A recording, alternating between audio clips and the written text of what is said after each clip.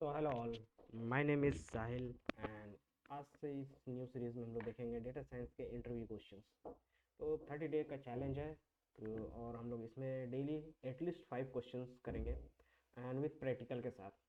ये नहीं कि हम लोगों ने क्वेश्चंस पढ़ लिया और वो हो गया, नहीं, हम लोग इसके क्या करेंगे, प्रैक्टिकल करेंगे, गो थ्रू करेंगे और फिर हम लोग देखेंगे कि इंटरव्यू पर्सपेक्टिव से और in real life data science के पर्सपेक्टिव पे कैसे यूज़ करेंगे। ओके। क्योंकि हम लोग के क्वेश्चंस पूछे इसलिए जाते हैं ताकि वो हमें या तो बेसिक नॉलेज हो या तो फिर उसकी बिहाइंड द सीन्स किस तरह से यूज़ करेंगे वो नॉलेज हो। तो सबसे पहला जो बेसिक क्वेश्चन आता है डेटा साइंस में कि what is the difference between AI, data science, ML on deep learning. तो यहाँ पे जो बेसिक दिया हुआ है कि वो एक मतलब रीडिंग के तौर पे दिया है, मतलब क्या क्या पढ़ना है उसके तौर पे दिया हो गया है कि डीप लर्निंग क्या है, एआई क्या है। बट अगर जनरल में समझे मीन्स, अगर हम लोग ये समझे कि एआई आपका क्या है, मेन फील्ड है जिसके अंदर सारे आते हैं। आपका डेटा साइंस भी आता है, मशीन लर्निंग भी आता है एंड डीप लर्निंग भी आता है। और इसमें अब एक्स्ट्रा आ गए, मशीन लर्निंग में आपके कॉन्सेप्ट आते हैं एमएल ऑप्स के। और डेटा साइंस में फिर आपके आते हैं डेटा एनालिटिक्स के। एंड इसके अंदर फिर आपके आते हैं डेटा इंजीनियर्स।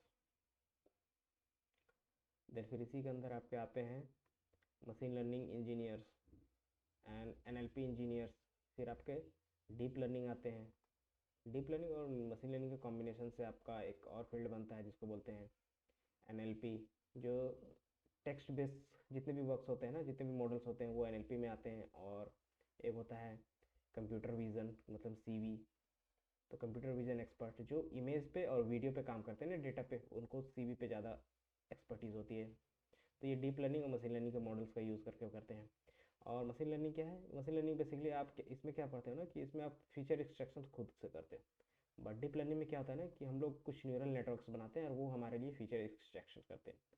बट इसमें क्या होता है ना, दोनों के अपने खासियत है, डिमेरिट। मशीन लर्निंग में आपके लेस ऑफ डेटा में काम हो जाता है, बट डीप लर्निंग के अलग क्या होना चाहिए, आपके पास बहुत ज़्यादा डेटा होना चाहिए। तो आपको ये समझ में आया कि एआई क्या था। और इसमें एक और है, फिर आपका आता है एक AI engineer. AI engineer basically क्या होता है ना कि उसने खुद मॉडल क्रिएट किया, मीन्स वो मशीन लर्निंग और डीप लर्निंग के कोर पार्ट्स को अच्छे से जानता होगा। प्लस उनके पास क्या होगी, कोडिंग एक्सपर्टीज़ होगी। कोडिंग एक्सपर्टीज मतलब कि वो एक फुल फ्लेज सॉफ्टवेयर तैयार कर सकता है, या तो फुल फ्लेज एक प्रोडक्शन, मतलब इंडस्ट्री को रेडी टू यूज़ प्रोडक्ट वो दे सकता है एआई इंजीनियर। समझे? तो ये होता है, ये क्या करता है, प्रोडक्ट क्रिएट करता है with the help of data science, machine learning और डीप लर्निंग के मॉडल्स का। तो आई होप आपको ये बेसिक अंडरस्टैंडिंग कि ये करते क्या। अभी कैसे करते हैं वो, यहाँ पे किस टूल्स का यूज़ करते हैं। तो सबसे पहले 1950s में आया था एआई। और एआई के अंदर आता है न्यूरल नेटवर्क था, बाइज मेथड, मतलब जनरली ऑफ मैथमेटिकल कॉन्सेप्ट से ये जेनेटिक प्रोग्रामिंग, री, ये सब क्या है, डेटा टाइप, ये मशीन लर्निंग के टाइप्स, सॉरी, मशीन लर्निंग के टाइप से री लर्निंग। देन फिर आया आपका 1980s में, मतलब क्या हो गया ना, उनको धीरे धीरे क्या कर रहे हैं, एक्सपर्टाइज करते हैं, मतलब स्पेशलाइज करते जा रहे हैं मशीन लर्निंग। फिर आया डीप लर्निंग 2010 में। अब डीप लर्निंग के बाद आपके इसमें ये आते हैं एनएलपी। फिर आपको इसी के कोर पार्ट्स में आ जाते हैं आपके, जो मैंने बताया, एमएल ऑप्स आ गए, डेवऑप्स का जो एडवांस वर्जन होता है जो बेसिकली मशीन लर्निंग के लिए यूज़ होता है। तो आई होप आपको अंडरस्टैंडिंग हो गई कि ये एआई क्या होता है। बेसिकली एआई सबका एक बेसिक ओवरव्यू है जिसमें हम लोग सारे चीज़ देखते हैं। बट मशीन लर्निंग क्या है, उसका सब पार्ट है जिसमें हम लोग क्या देखते हैं, basic algorithm that learn patterns in the data. और उसको हम क्या कहते हैं, खुद फीचर एक्सट्रैक्शन करता है। डीप लर्निंग क्या है, उसमें क्या कहते हैं, इसमें न्यूरल नेटवर्क बनाते हैं और वो खुद बिग डेटा के थ्रू उनको वो पैटर्न्स को अंडरस्टैंड करता है। एंड देन फिर आपका आता है डेटा साइंस का क्या रोल है। डेटा साइंस के अंदर हमने देखा कि डेटा एनालिस्ट का रोल आता है। मतलब अगर आप एज ए डेटा साइंटिस्ट कहीं भी वर्क करोगे तो आपको कोई भी वर्क दिया जा सकता है। फॉर एग्जाम्पल, आपको डेटा एनालिस्ट का काम दिया जा सकता है, डेटा इंजीनियर का काम दिया जा सकता है, मशीन लर्निंग का काम दिया जा सकता है, डीप लर्निंग का काम दिया जा सकता है, एनएलपी, सीवी, मतलब ये सारे काम में से कोई एक काम आप कर रहे हो तो इट मीन्स कि आप डेटा साइंटिस्ट हो। बट हाँ, उनके कुछ अपने मेरिट डिमेरिट्स हैं, मतलब किस फील्ड में आप ज़्यादा एक्सपर्टीज हो। अगर मशीन लर्निंग क्या है, बेसिकली आप सिर्फ मॉडल्स क्रिएशन में ज़्यादा फोकस हो रेदर देन अदर पार्ट में, तो आप क्या हो गए, एमएल इंजीनियर हो गए और data scientist in machine learning. Deep learning क्या हो गया, जब आप डीप लर्निंग के कॉन्सेप्ट में हो तो वो हो गया आपका। तो आई होप आपको ये बेसिक अंडरस्टैंडिंग हो गई होगी। देन फिर आपका आता है AI इज़ क्या होता है, मैथ्स एंड साइंस। एंड इसमें क्या है कि आप कंपटीशन कर सकते हैं जस्ट लाइक ह्यूमन करते हैं, वो कैसे करते हैं। और AI में सबसे बेसिकली हम लोगों ने दो पार्ट में, जनरल AI मतलब क्या है, इसमें हम लोग प्लानिंग कर सकते हैं, डिसीजन कर सकते हैं, और ऑब्जेक्ट आइडेंटिफिकेशन जो अभी चल रहा है रिकॉग्नाइज कर सकते हैं। दूसरा क्या, अप्लाइड मतलब कि वो चीज़ों को आपस में रिकॉग्नाइज करेंगे और उसको फिर वो रिप्लाई देंगे कि हाँ ये है और इसके हिसाब से ये होना चाहिए, तो वो क्या गया, अप्लाइड AI हो गया। देन फिर आपका आता है मशीन लर्निंग पार्ट। इसमें क्या है कि अब हम लोग क्या कहते हैं, इंस्टीट्यूट ऑफ इंजीनियरिंग टीचिंग और प्रोग्राम, कि अब हम लोग इसको सिखा रहे हैं कि प्रोग्राम को तुम, आपके पास ऐसे ऐसे डेटा है और मैंने आपको ऐसा सिखाया है कि एल्गोरिदम बना के तो आप वो काम करो उस तरह से। तो इसको मैंने, हम लोगों ने कितने पार्ट में डिवाइड किया, supervise, unsupervise and reinforcement में। ओके, तो डेटा साइंस क्या आता है, data science has a many tools techniques and algorithm call this field plus other that to handle the big data. आपको ये सारे काम के मतलब बेसिक ओवरव्यू मतलब पता होने चाहिए, और उसके बाद आप किसी एक फील्ड में जाके specialise. The goal of data science is somehow similar to the machine learning. मैंने कहा ना कि ये क्या होता है, ज़्यादातर अगर आप डेटा साइंटिस्ट अगर कोई पोस्ट है तो मोस्ट ऑफ द टाइम वो मशीन लर्निंग का ही पार्ट, मशीन लर्निंग पे ही ज़्यादा फोकस करते हैं कि आपके पास किस तरह से मैथ वर्क होता है, किस तरह से मशीन लर्निंग के मॉडल्स एल्गोरिदम वर्क करते हैं, वो आपसे ज़्यादा पूछा जाता है डेटा साइंस के इंटरव्यूज़ में। relies less on math and coding and more than data and building the new system to the process of data। आपको क्या करना है कि आपको कोडिंग पार्ट पे कम, बट आपको उसके मॉडल्स में ज़्यादा ध्यान देना है, और किस तरह से हम लोग डेटा को इंटीग्रेट कर रहे हैं, डिस्ट्रीब्यूट कर रहे हैं, उसका एक फुल फ्लेज मॉडल तैयार करना, मतलब एक रन, मतलब प्रोडक्शन लेवल का आपको एक एल्गोरिदम तैयार करके देना है जो कंपनी उसको यूज़ करके अपने ऑर्गेनाइजेशंस को इंक्रीज कर सके प्रॉफिट्स को।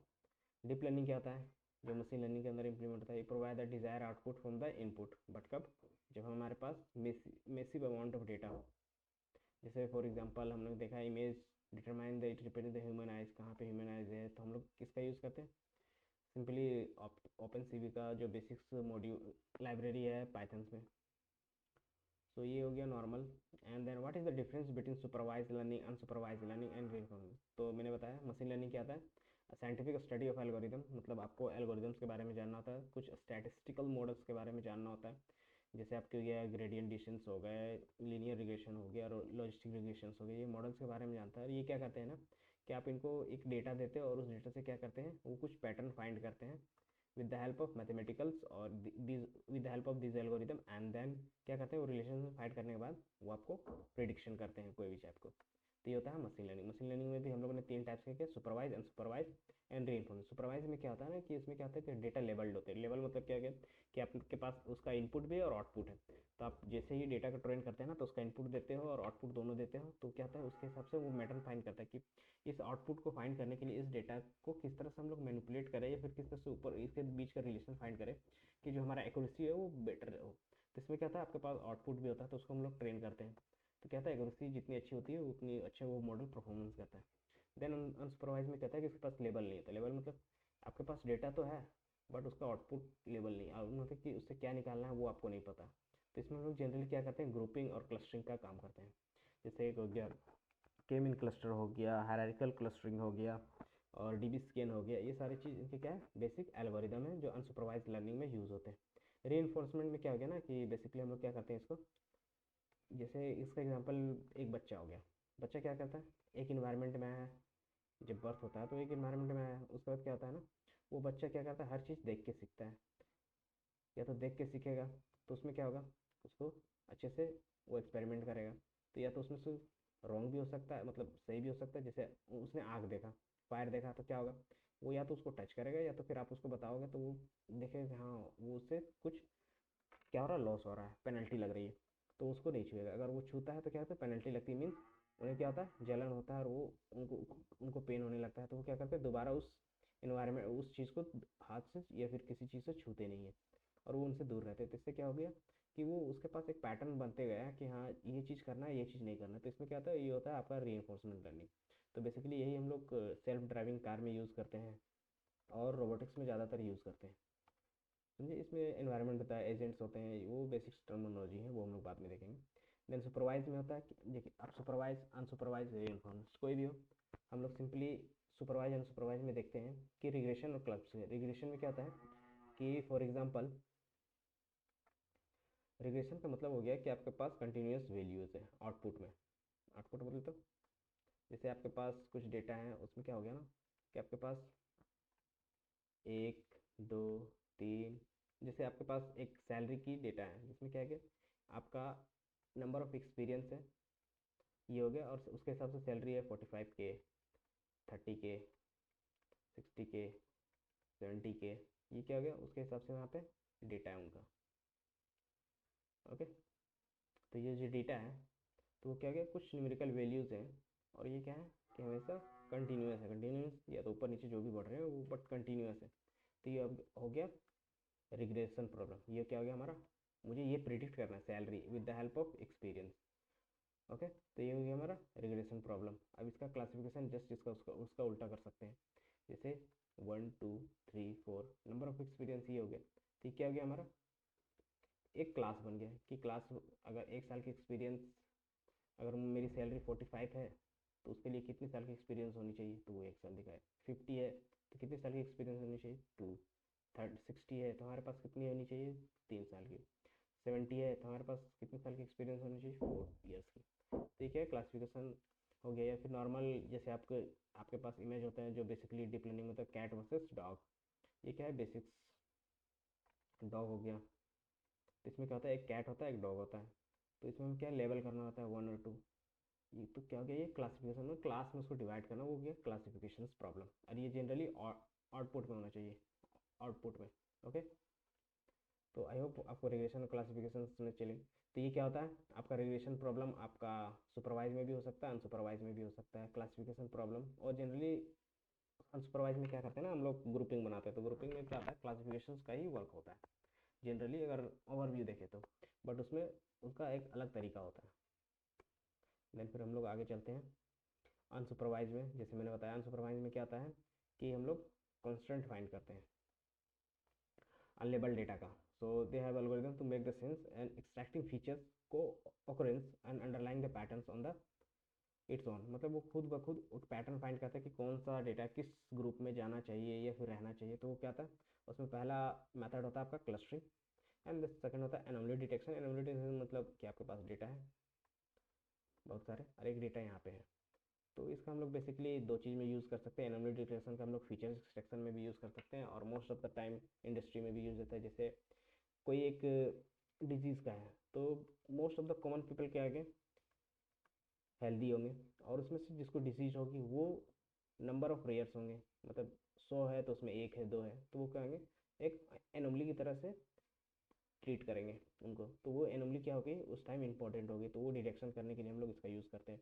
एसोसिएशन मीन्स जैसे आप फ्लिपकार्ट अमेजन हो गया, वो क्या करते हैं ना, एसोसिएशन का यूज़ करते हैं। जैसे आप एक कस्टमर हो, आपने कुछ बाय किया, तो सिमिलर प्रोडक्ट या फिर आपके जैसे जैसे आपने जो प्रोडक्ट बाय किया, मान लो कि आपने फ़ोन बाय किया, तो जिसने जिसने अभी तक फ़ोन बाय किया है तो उसने देखा कि जिसने जिसने भी फ़ोन बाय किया है तो उसमें सारे लोगों ने क्या किया, कवर भी बाय किया है। तो आपको क्या करेंगे, उसके हिसाब से आपको कवर भी सजेस्ट करेंगे। और एक उनका टेम्पलेट भी बाय करते हैं तो उसको भी, चार्जर भी अगर नहीं दे रहे तो वो भी। और दूसरा है क्या, इसी में होता है कि आपका पास्ट एक्सपीरियंस, मतलब आपने क्या क्या स्क्रॉल किया, उसके हिसाब से फिर वो आपको सजेशन देते हैं कि आपने ये स्क्रॉल भी किया था और ये इससे रिलेटेड है फ़ोन से, तो आप इसको भी ले सकते हैं। तो इस तरह से एसोसिएशन रूल्स वर्क करता है। ऑटो इनकोडर क्या होता है, जनरली हम लोग इसका यूज़ करते हैं डीप लर्निंग और मशीन लर्निंग के कॉन्सेप्ट में, तो वो हम लोग आगे देखेंगे। एंड देन फिर आपका आता है री इन्फोर्समेंट लर्निंग। इसमें क्या होता है कि हम लोग के पास लेस सुपरवाइज और depending to the learning agent. इसमें हमारा एक एजेंट होता है वही बच्चा, and he determine the output. वो क्या करता है कि आउटपुट को डिटरमाइन मतलब सर्च करता है कि किस तरह से आउटपुट मिले, और इसी सर्च के दौरान क्या करता है अराउंड डिफरेंट पॉसिबल। तो हर एक तरीका वो क्या करता है ट्राई करता है, और उसको जो बेस्ट सॉल्यूशन मिलता है वो उसी के साथ अपने आगे के चीज़ों को बढ़ाता है। ओके, जैसे बच्चा क्या हुआ कि आप उसको चॉकलेट चाहिए, तो क्या किया, वो सबसे पहले घर में देखा कहीं भी नहीं मिला, फिर वो थोड़ा बाहर गया वहाँ भी नहीं मिला, दुकान गया दुकान में मिल गया, तो वो क्या करेगा अब उसको जब भी चॉकलेट चाहिए ना तो वो सबसे पहले दुकान जाएगा, वहाँ पे मिल जाएगी। तो ये हो गया एक बेसिक रीइंफोर्समेंट लर्निंग की concepts. Then describe the general architecture of machine learning. तो बेसिकली मशीन लर्निंग का आर्किटेक्चर कैसा होगा, सिंपली हमारे पास क्या होना चाहिए, स्टार्ट करने के लिए बिजनेस अंडरस्टैंडिंग होनी चाहिए कि हम लोग मशीन लर्निंग का यूज़ कहाँ पे करेंगे। तो स्टार्टिंग पॉइंट आपका रहता है बिजनेस अंडरस्टैंडिंग। और आप अगर कंस्ट्रक्शन में यूज़ कर रहे हो तो उनके डेटा होने चाहिए आपके पास, या तो फिर अगर आप एसी में यूज़ कर रहे हो, for example N B H B S B H B S C में काम कर रहे हो तो उनके डेटा होते हैं। या तो फिर आप प्राइस प्रिडिक्शन या फिर हाउस प्राइस प्रिडिक्शन कर रहे हो तो वो क्या होना चाहिए, आपके पास थोड़ा सा बिजनेस अंडरस्टैंडिंग होनी चाहिए। तो जैसे ही आपके पास अंडरस्टैंडिंग है तो आप क्या करोगे, सबसे पहले आप डेटा एक्वाइजेशन एंड अंडरस्टैंडिंग करोगे कि आप उस बिजनेस के लिए मुझे किस तरह के डेटा चाहिए, एंड और उसको किस तरह से हम लोग ला सकते हैं और उसकी फर्दर प्रोसेसिंग करेंगे। तो उसमें क्या होता है, डेटा सोर्स कहाँ पे स्टोर करना है, कहाँ से लाना है। देन ये सारे चीज़ को ऑटोमेट करने के लिए हम लोग क्या करते हैं, पाइपलाइन का क्रिएट करते हैं। और ये सारा काम कहाँ पे होगा, एक इन्वायरमेंट के अंदर होगा, ताकि वो किसी अदर चीज़ से इफेक्ट ना हो। और इन्वायरमेंट के अंदर हम लोग क्या क्या करेंगे, क्लीनिंग करेंगे, रैंगरिंग करेंगे और एक्सप्लोरेशन करेंगे। कि क्लीनिंग मीन्स कि उसमें कोई डेटा डर्टी डेटा आया हो, क्योंकि फर्स्ट में क्या आता है, रो डेटा होता है। रो डेटा में क्या होता है कि सारी चीज़ यूज़फुल नहीं था, तो उसमें हम लोग को क्या करना था, कुछ चीज़ें हटानी होती है, कुछ चीज़ें रखनी होती है। और कुछ चीज़ें कैसी होती है कि अनस्ट्रक्चर में होती है। जैसे अगर आपके पास डेटा है सैलरी, तो कुछ सैलरी ऐसी होगी जिसने एज तो मेंशन किया, मतलब नंबर ऑफ एक्सपीरियंस मेंशन किया, बट उन्होंने सैलरी मेंशन नहीं की, तो क्या गया हमारे लिए वो डेटा अनयूज़फुल हो गया। तो हम लोग उसको हटा सकते हैं, या फिर उनके हिसाब से और बाकियों के हिसाब से हम लोग क्या कर सकते हैं, उसको इम्प्यूट कर सकते हैं, मतलब उसके में कुछ ना कुछ वैल्यू डाल सकते हैं। तो वो गया आपका। देन फिर हम लोग क्या करते हैं, उसकी मॉडलिंग करते हैं। मॉडलिंग मतलब डेटा मॉडल, जिसको हम लोग बोलते हैं ट्रेन करना, ट्रेन करते हैं। ट्रेन करने से पहले, ट्रेन करने के लिए हम लोग को क्या क्या चाहिए होता है, फीचर एक्सट्रैक्ट, फीचर इंजीनियरिंग कहते हैं, जिसमें फीचर सेलेक्शन और फीचर एक्सट्रैक्शन दोनों का पार्ट आते हैं। फीचर सेलेक्शन में क्या होता है कि कौन से फीचर जरूरी है उसको लेते हैं और मॉडलिंग करते हैं। और फीचर एक्सट्रैक्शन में था कि मेरे पास जो फीचर्स है उससे काम नहीं हो रहा है, तो हम लोग क्या करेंगे ना, वही फीचर्स की हेल्प से नया फीचर्स को क्रिएट करेंगे। तो होता है हमारा फीचर एक्सट्रैक्शन। देन फिर हम लोग मॉडल ट्रेनिंग करते हैं। ये प्रोसेस होता है मॉडल ट्रेनिंग में, ये 3 प्रोसेस होते हैं। हम इवोल्यूशन कहते हैं कि हमारा मॉडल कैसे वर्क कर रहा है। अगर सही वर्क कर रहा है तो हम लोग फिर आगे करते हैं, अगर नहीं कर रहा तो फिर हम लोग फिर से बिजनेस अंडरस्टैंडिंग में जाते हैं कि वो कैसे वर्क करता है, कि हमने जो मॉडल बनाया वो वर्क सही से नहीं कर रहा है, तो फिर से हमें बिजनेस अंडरस्टैंडिंग समझनी होगी, फिर से उसके हिसाब से ये चलेगा जब तक हमें एक परफेक्ट मॉडल ना मिल जाए। ओके, एंड देन फिर हम लोग क्या करते हैं, इसको जैसे आपने जो भी डेटा किया, तो या तो आप वो नॉर्मली अपने डेटाबेस में दोबारा रखोगे, तो होता है रखोगे दोबारा आप अपने डेटाबेस में रखोगे, या तो फिर कहीं क्लाउड में उसको डिप्लॉय करके रखोगे, ताकि बाद में उसको हम लोग यूज़ कर सकें।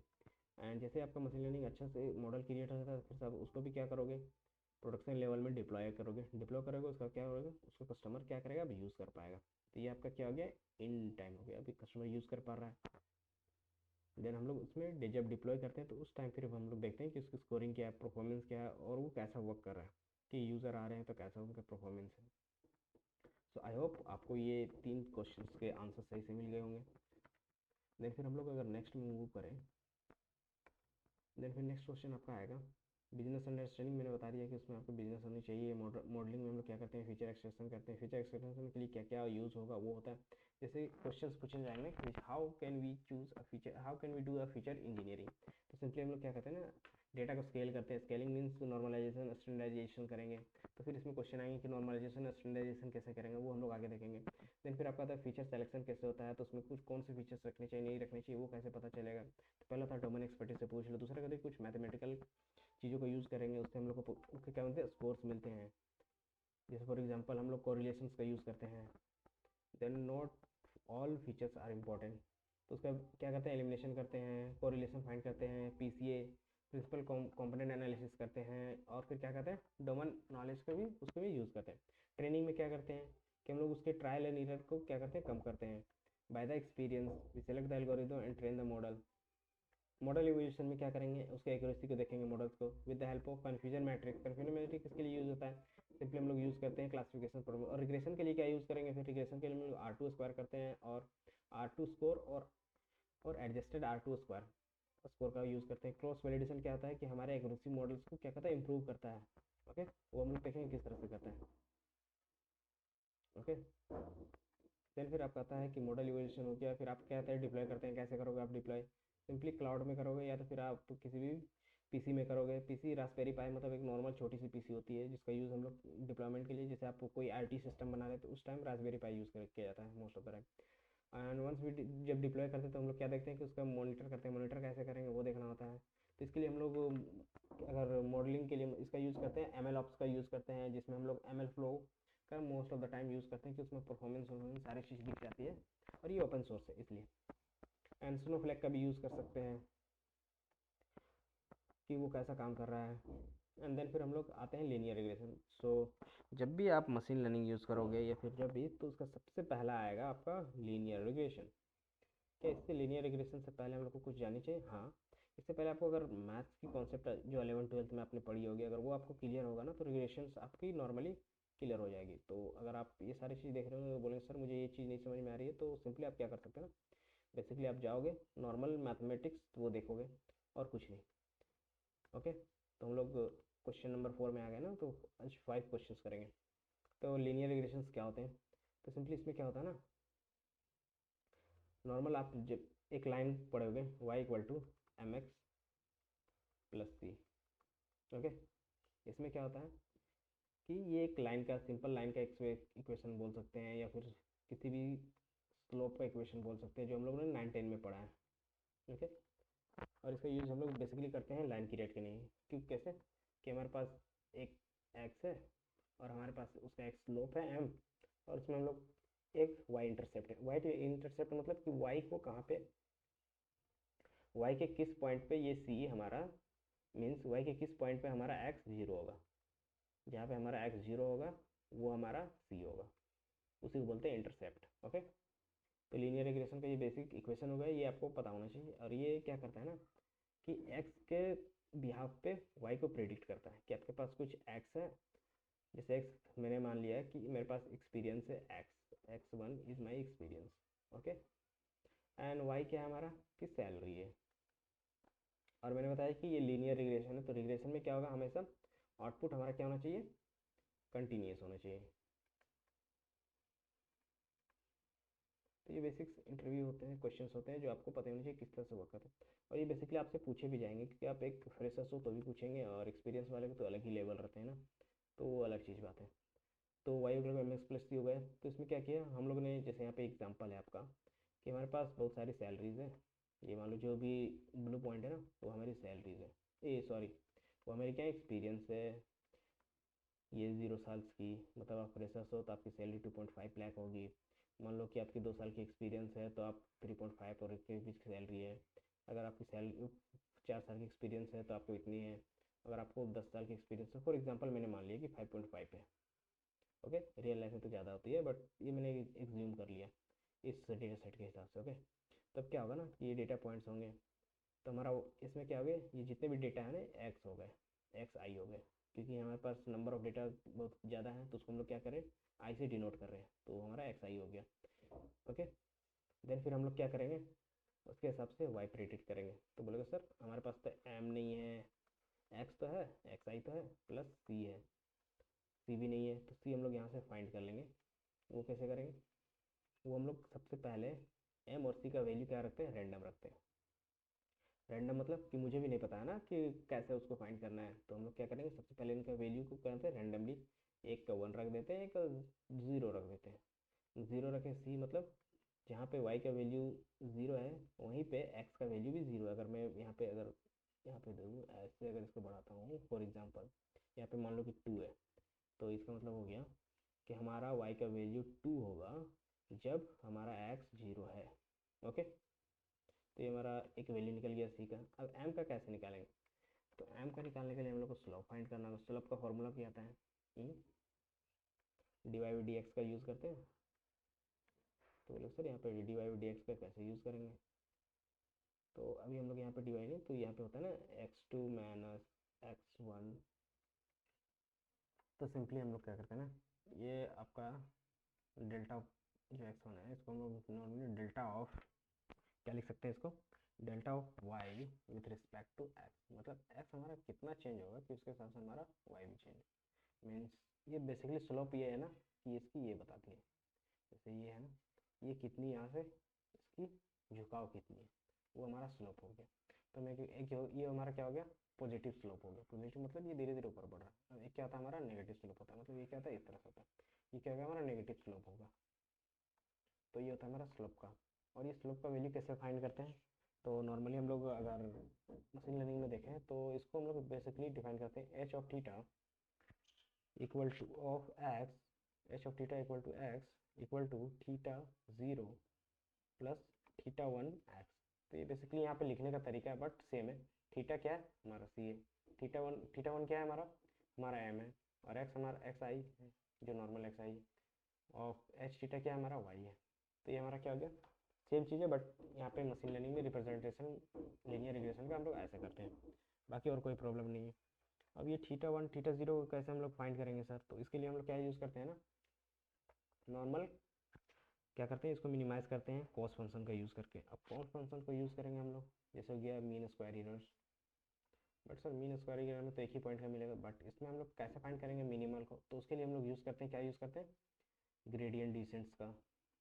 ओके, इससे हम लोग क्या करते हैं, ग्रेडियंट डिसेंट का यूज़ करते हैं। इससे क्या होता है ना कि हमारा मॉडल परफॉर्मेंस और हमारा थीटा 0 और थीटा 1 का वैल्यू एक नॉर्मली बेस्ट एवरेज पे अच्छा मिल जाता है, जो हमारा लोकल मिनिमा कहलाता है। तो ये हम लोग आगे देखेंगे जब हम लोग इसमें क्वेश्चंस करेंगे। तो ये बेसिक आपका नॉर्मल लीनियर रिलेशंस के कॉन्सेप्ट हो गए। जो है सर अगर इसमें क्वेश्चन पूछा जाए तो कैसे आंसर देना होगा, तो आंसर देना होगा सिंपली कि linear relation is trained to estimate the relationship between a dependent variables that is y and one and more independent variables that is called x by the finding the best fit line, best fit line of the straight line. Best fit जो ये red line दिख रहा है ना वही best fit line हो गया। And equation का आपको फॉर्मूला बताना है कि the equation of the y equal to mx plus c, but in machine learning we use as a h of theta x equal to theta 0 plus theta 1 into x, that is the basic. And sir वो पूछेंगे फिर कि m और c क्या है, तो c is nothing, is the intercept point of the x of the line of the best fit line. And sir m क्या है, m is nothing, is the slope of line. तो बोले कैसे हम लोग ये दोनों वैल्यू फाइंड करेंगे, तो with the help of some mean square error और you can say with the help of cost function कि हम लोग इसको फाइंड कर सकते हैं, बेस्ट फिट लाइन फाइंड कर सकते हैं। वो बोलेगा इसको फिर हम लोग कैसे यूज़ करेंगे कॉस्ट फंक्शंस को, तो आप सिंपली बोल सकते हो कि sir we have use the cost function with the find the theta 0 theta 1 का best value with the help of gradient descents. Okay, अब ये मिनिमाइज कैसे होगा उसके लिए हम लोग क्या यूज़ किया, ग्रेडियंट डिसेंट्स का यूज़ किया। देन इतना ही आपका बेसिक्स आंसर होगा लीनियर रिग्रेशन में। ओके, और फिर इसमें कि आप कौन कौन से एल्गोरिदम कॉस्ट फंक्शन के, मीन स्क्वायर एरर हो गया, मीन एब्सोल्यूट एरर हो गया, रूट मीन स्क्वायर एरर हो गया, ये थ्री टाइप्स के most of the time use होता है कॉस्ट फंक्शन में। ओके, देन फिर लीनियर रिग्रेशन तो उसका इवोल्यूशन कैसे करेंगे, तो हम लोग इसका मॉडल इवोल्यूशन और इसको हम लोग करते हैं आर स्क्वायर और एडजस्टेड आर स्क्वायर की हेल्प से। तो ये हो गया बेसिक्स, सारे क्वेश्चन कवर हो गए आपको लीनियर रिग्रेशन से। ओके, देन फिर हम लोग देखेंगे, ये क्वेश्चन नंबर 4 था ना, 5 देख लेते हैं, उसके बाद फिर आज का वीडियो यहीं तक रखते हैं। Dot function with respect to I है गया एंड ऑर्डिनरी लीस्ट स्क्वायर, मतलब ये हो गया बेसिक लीनियर रिग्रेशन। इसमें क्या था कि ये डेटा स्टैक्स बताते हैं जो आपका y equal to mx plus c है ना, वही है बेसिकली, वही है with the help of OLS। इसमें क्या था कि आपके पास एक कॉलम होगा एक रो होगा, मतलब एक ही इनपुट होगा एक ही आउटपुट होगा। Most significant feature that have influence on the output, so Alice Python कैसे एग्जीक्यूट करेंगे, तो उसने क्या किया, सिंपल SMF एक क्या है हमारा लाइब्रेरी है, उसको यूज़ करके हम लोग OLS का यूज़ करते हैं। OLS क्या है हमारा, ऑर्डिनरी लीस्ट स्क्वायर, तो उसमें फॉर्मूला है sales approx amount plus constant and data. ये क्या है हम लोग पास किए हैं फॉर्मूला में, फॉर्मूला की जगह पे फॉर्मूला पास किया है एंड देन उसको फिट किया है, एंड फिट करने के बाद उनका कॉन्फ़िगरेशन देख रहे हैं समरी में, और समरी में कुछ वैल्यूज आएंगे जिसको आपको आंसर देना होगा। जैसे आपके क्या है, कुछ इंपॉर्टेंट है, सारी चीज़ इंपॉर्टेंट है आपका। इसमें सबसे पहले आपका क्या है, रेसिडुअल्स पॉइंट्स, एंड देन फिर आपका ये R square, adjusted R square and F statistics का यूज़ भी हम लोग देखेंगे आगे। एंड एफ स्टैटिक का वैल्यूज़, मतलब ये सारे वैल्यूज़ को ना आपको याद रखने होंगे। मीन्स ये आपका कोफिशिएंट हो गया कि कोफिशिएंट कितना आ रहा है, आपका स्टैंडर्ड एरर कितना आ रहा है, टी का वैल्यू, ये सब क्या होता है हम लोग ना हाइपोथेसिस में यूज़ करते हैं। पी का वैल्यू कितना आएगा, और ये क्या हो गया आपका कितने वैल्यूज़ किस में लाई कर रहे हैं, 2.5 से 97% के बीच में। तो ये सारा आपका चीज़ इसमें दिखाता है OLS में। ओके, देन ये सब चीज़ें आपको पता होनी चाहिए, और बाकी जितने भी इसके अलावा जितनी भी चीज़ें ना वो आप हटा दो तो भी अलग है, बट कुछ एल्गोरिदम होती है जो आप आगे जाके पढ़ोगे, जैसे स्क्यूनेस क्या होती है, कुर्टोसिस क्या होता है वो हम लोग को देखना होता है, किस इसका हेल्प से हम लोग कैसे मॉडल को और बेटर बनाते हैं, इसकी हेल्प से हम लोग कैसे डेटा का डिस्ट्रीब्यूशन देखते हैं, वो सारी चीज़ देखेंगे आगे। ओके,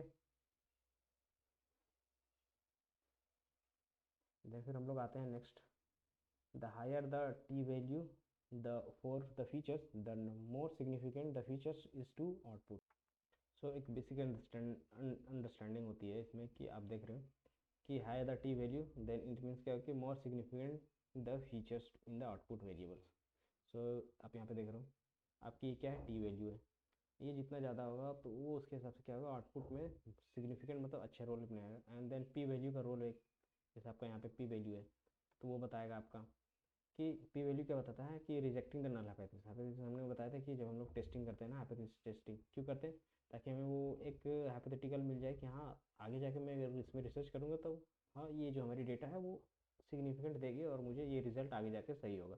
तब हम लोग फिर मशीन लर्निंग का यूज़ करने लगते हैं with the help of P value. P value हमेशा नॉर्मली क्या होना चाहिए, लेस देन 0.5 होना चाहिए, 0.05। इससे क्या होता है कि इससे पता चलता है कि जो हमारा फीचर है उस ये जो फीचर्स है हम लोग उसको कंसिडर कर सकते हैं as a significant features. Okay, और अगर 0.05 पी वैल्यू रहा इसका मतलब क्या हो गया, इसका मतलब हो कि हमारा 95% कॉन्फिडेंस इंटरवल है।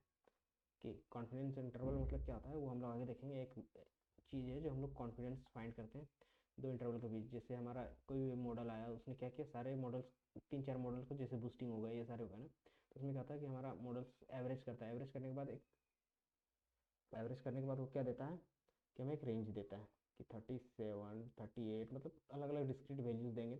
और उसमें फिर हम लोग क्या करेंगे ना उसका एक रेंज निकालेंगे कि ये 80 to 85% तक हमारा मॉडल हमेशा एक्यूरेट देगा, इसी के बीच में हमेशा एक्यूरेसी रहेगी। इसको बोलते हैं हम लोग कॉन्फिडेंस इंटरवल। 95% मतलब कि हमारा जो डेटा है 95% डेटा हमारा एक्यूरेट क्लासीफाई होगा फॉर द फीचर्स।